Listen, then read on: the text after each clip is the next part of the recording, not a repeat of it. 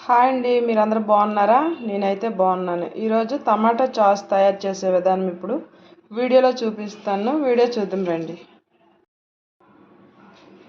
ఈరోజు టమాటా చాస్ తయారు చేస్తాను. కేజీ టమాటీలు తీసుకున్నాను. ఇప్పుడు టమాటీలు బాగా క్లీన్ చేసుకొని ఇప్పుడు టమాటీలు కట్ చేసుకునే విధానం ఇప్పుడు చూపిస్తాను. టమాటీలన్నీ ఈ రకంగా కట్ చేసుకోవాలా. ముడుకులన్నీ ఇలా తీసేయాలా.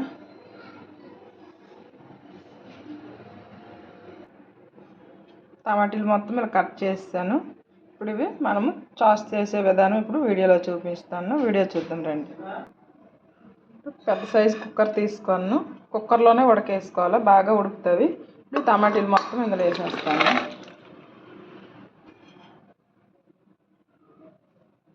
ఇప్పుడు ఇందులోకి ఒక 5 ఎండుమిర్చి తీసుకున్నాను.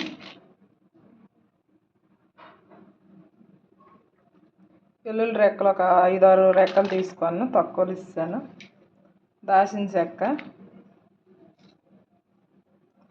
లవంగాలు ఒక 5 లవంగాల మొగ్గలు తీసుకున్నాను. లవంగాలు ఇప్పుడు కొంచెం వాటర్ వేసుకోండి. ఎక్కువ వాటర్ వేయకూడదు, ఎందుకంటే ఆల్రెడీ టమాటీల్లోనే కొంచెం వాటర్ ఉంటుంది కాబట్టి ఆ వాటర్ ఉడికిపోద్ది. కొంచెం సాల్ట్ వేస్తాను, 1 స్పూన్ వేసాను. 2 విజిల్లు వస్తే సరిపోద్ది మనకి, ఎందుకంటే టమాటీ బాగా ఉడికిపోతే సరిపోద్ది మనకి, ఎందుకంటే అడుగు పట్టకూడదు. టమాటీలు మనం ఉడకబెట్టుకోవాలి కదా, చూడండి ఎలా పేస్ట్ లాగా అయిపోయింది. ఇప్పుడు దీన్ని మనము మిక్సీ పట్టుకుందాం. మిక్సీ జార్ తీసుకొని మిక్సీ పట్టుకొని ఇప్పుడు ఇది బాగా ఫిల్టర్ చేసుకుందాం. దీన్ని ఇప్పుడు ఫిల్టర్ చేసుకుందాం అలాగా స్లోగా. ఇప్పంతా వడకట్టాలి, ఎందుకంటే మనకి చాస్ అనేది స్మూత్గా ఉండదు కాబట్టి.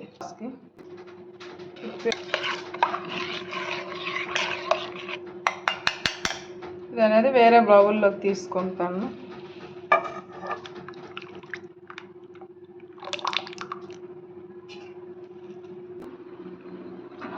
స్టవ్ మీద చాస్ పెట్టుకోను.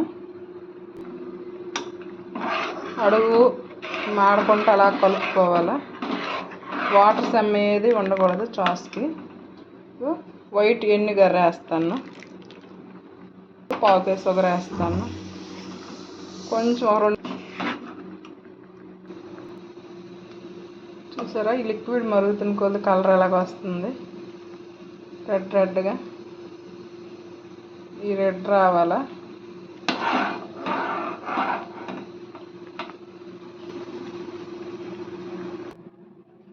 ఒక స్పూను కార్న్ఫ్లోర్ తీసుకొని కొంచెం వాటర్ వేస్తాను అందులో. ఇది లాస్ట్లోనే వేసుకుందాం.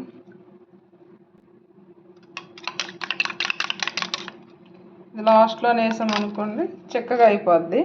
ఇది కార్న్ఫ్లోర్ వేస్తే చాస్ అనేది చిక్కగా అవుతుంది. లాస్ట్లో నెయ్యి అలా వాటర్ అంతా ఇంకుకున్నాక లాస్ట్లోనే వేద్దాం. బాగా మరుగుతుంది, ఇంకా దగ్గరికి అవ్వాలా. కొంచెం కార్న్ఫ్లోర్ వేస్తాను, వాటర్ అనేది.